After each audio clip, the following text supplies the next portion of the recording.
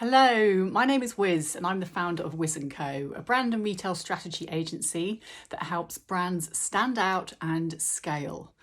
So today, I think we've all heard about Charlotte Tilbury, so I thought I would do a little case study on her and it's some inspired action that you can take from her success. So I'm sure you've all heard of Charlotte Tilbury. If you haven't, get out there now and Google that.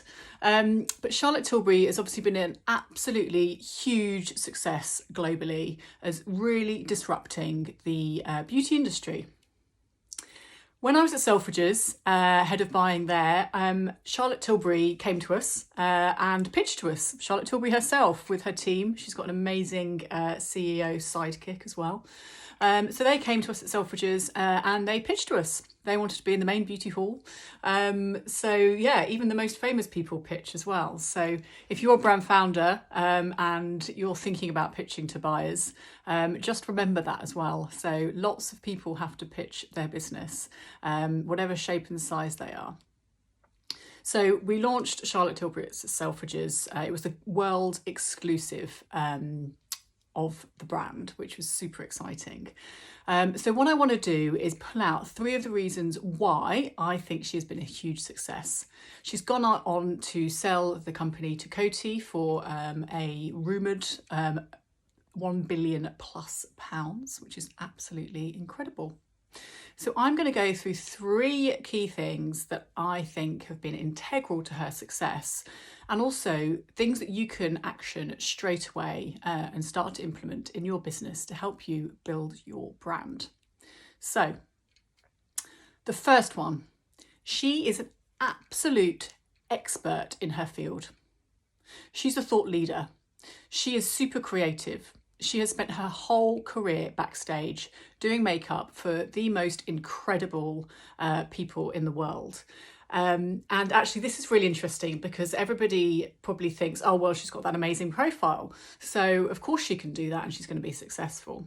But she had to work for that. She had to earn that.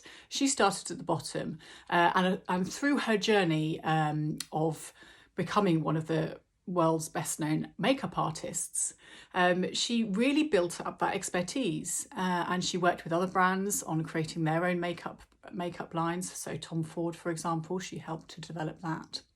But what I will say to you as a brand is you are an expert as well. You have created a brand, a product, something that you are so passionate about, and you've gone on a journey of learning all about that product. So it's really making sure that you are sharing your expertise with the world. And interestingly, when we launched Charlotte Tilbury at Selfridges, we had to make sure that people knew who she was. Because at that point, makeup artists were definitely backstage. Social media and I suppose backstage going at fashion shows and attending them, you used to have to wait a whole season ahead to see a lot of that content, and you certainly weren't celebrating the makeup artists or the hairstylists behind the scenes. So we had to make sure at Selfridges that actually people knew who Charlotte Tilbury was, that everyday customer, that the masses knew who she was. So as a result, we made sure we preceded and did a pre-launch before her whole product range was ready. So we did this 6 months beforehand. We created a pop-up shop within the concept store, which was amazing. And she asked her little black book of friends to come in and support her. So everybody from Mario Testino, who she'd worked on so many different photo shoots with. She had all the pictures of all the Vogue covers that she'd done. Kate Moss came along, who was one of her best friends that she's worked with for many years doing the makeup for. Some really famous artists came in and we had an exhibition of Chris Levine's work. And also Cara Delevingne came in and played the drums. So again, that's an amazing portfolio of people, and it's not always just about you bigging up yourself. Of course, that's a really integral part of being a thought leader and an expert, is being able to talk very passionately about what you do. But you can also rope in your network, your friends, the people that you have been developing the business with. How can you get other people to shout about you as well? Because that is really powerful. There'll be lots of people that have got your back. So how can you leverage that as well? So one of the actions that I suggest that you take from this is really think about what is your expertise? Why do you do what you do? And what have you learnt along the way? So think about these questions and then think about how you can communicate them. And that's everything through your social media, through a blog, through your email marketing, and being a thought leader on LinkedIn as well. This is something I talk about a lot because a lot of brands think, well, LinkedIn isn't there to sell. No, it's not there to be selling your brand or your product, but it's there for you to be talking about why you created your brand and why your brand fits with what's happening with the trends in the market. So make sure that you're a thought leader. Think about what speaking panels you can do, how you can get press coverage and what connections you can make to really make sure your expertise shines out. So here's an example of how I do this in my business. I've obviously worked in retail for many, many years. I have 12 years at Selfridges. I'm obsessed with customer behaviour, retail trends. I really feel that the way customers behave really drives what happens in the industry. And by narrowing down on that customer behaviour and what the customer wants, it means that you can really start to leverage the opportunity with customers and convert that into sales. So I talk a lot at lots of different events. I'm doing this live now. And yeah, I'm always talking about what's happening in the industry, sharing my expertise, and hopefully people think of me as a thought leader in the industry. So number 2, what have we got in my notes? So, this is a great one. So what she did is she really simplified makeup for the masses. So this was at a time in the industry when makeup was becoming much heavier. People were having a really cool smoky eye, really sexy and sultry. But actually the everyday woman or man actually found that really hard to do. It looked great in magazines, it looked great on social media, but when it came to doing it yourself, it was really hard. So what Charlotte did was create a very simplified approach and said, here is the model looking like this without makeup, and this is how you can change how she looks across 10 different looks, and this is the kit and this is how you do it. So she really simplified what seemed quite daunting to a lot of customers. So really start to think about what is your purpose and how are you better serving customers? What experience are you giving people with your products that you're selling to them? And how can that become part of their lives? What are you educating them on and what are you teaching them as well? It's more than just selling a product. So have a think about that. Again, an example that I use, I suppose, about me and my business is I work with corporate retailers, global brands, work with them on their strategies.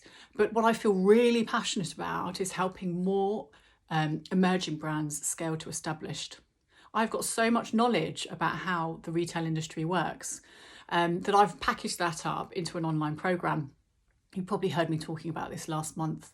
We've now launched the program, which is super exciting. But that was really about me being able to collate all of the information I have and put that into a concise framework that more brands will be able to access.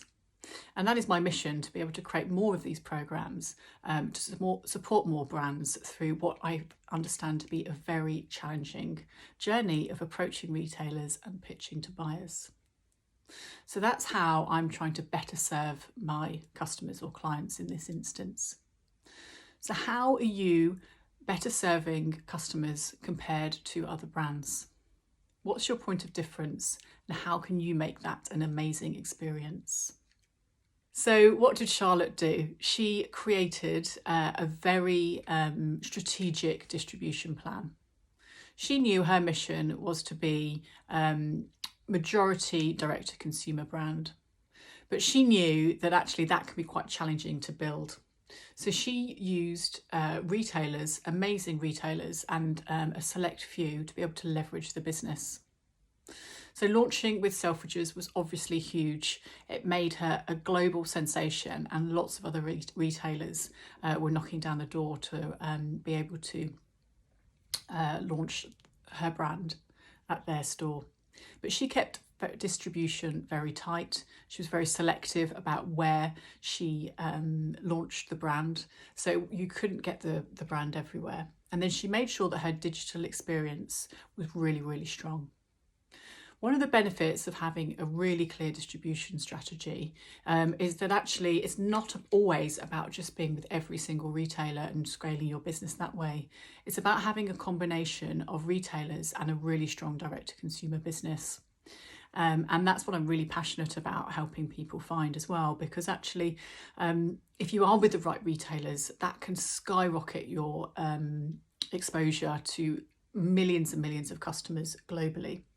And that in turn helps drive your direct-to-consumer business, because once more people find out about you, their natural transition is to start following you on social media and then start really engaging with you, hopefully on your email lists or purchasing from you directly. So it's really about going to where the customer wants to buy you. So potentially if they're buying lots of products at the same time, they can very easily buy it on a retailer such as Cult Beauty or Feel Unique. But actually if they want a direct brand experience, then you can offer them something different on your website. So what I really suggest, and the action to take about this, is to really think about your distribution strategy.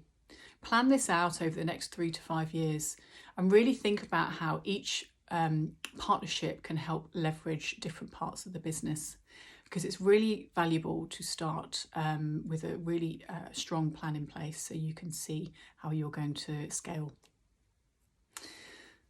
So we're nearly at the end of 2020. So do you have a 2021 plan in place? So I think this is a massive opportunity for you to start thinking about this now before we get into the crazy throes of Christmas.